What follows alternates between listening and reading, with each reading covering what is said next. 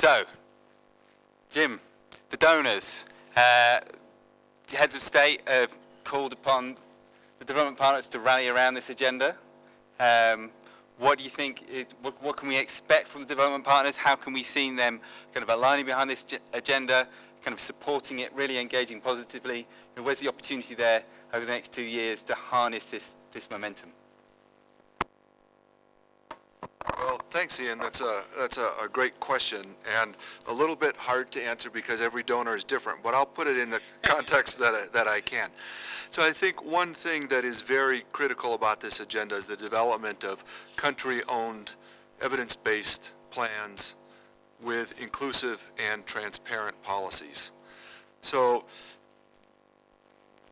what we've seen so far is that there are sometimes a confusion between government-owned and country-owned when you get outside of this room, not in this room, but when you get outside of this room. And the idea of inclusiveness, that the plan is owned by the entire country, meaning the inclusion of the private sector, of civil society, all non-state actors, and that it includes not just investment but policy changes as well, I think is very important. In Feed the Future, country ownership is one of the principles that has guided our design, and it is something that we actually report to Congress on. Interestingly, that's U.S. Congress, not any African organization.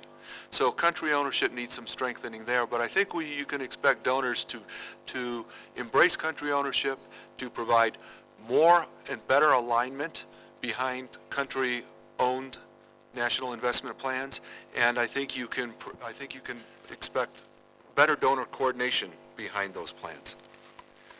A second issue, I think you can expect better public commitment. I think you have seen better public commitment on the part of donors in the past few years, and this is in part due to the work of strengthening the joint sector reviews.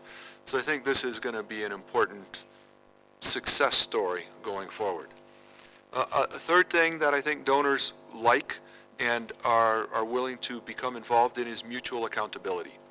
So let's just give a quick example of why you need a inclusive national investment plan and how that relates to mutual accountability. Inputs, modern inputs, are real important.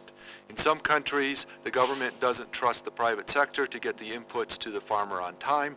Private sector doesn't trust the government to give them the fertilizer import license on time.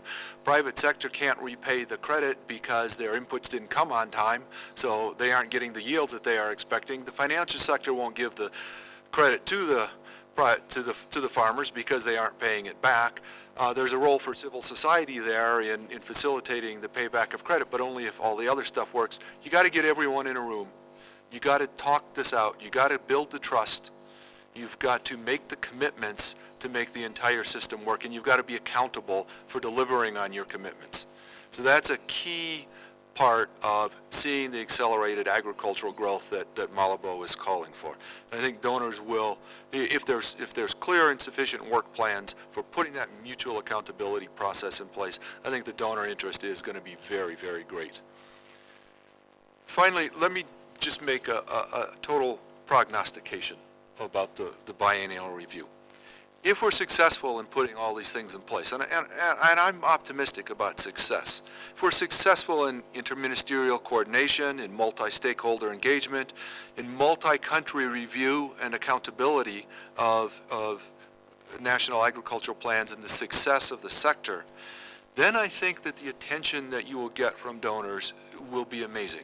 I think the high-level attention, the technical support will be incredible. I think you will see more attention to a successful biennial review process than you saw to the food price crisis in 2008.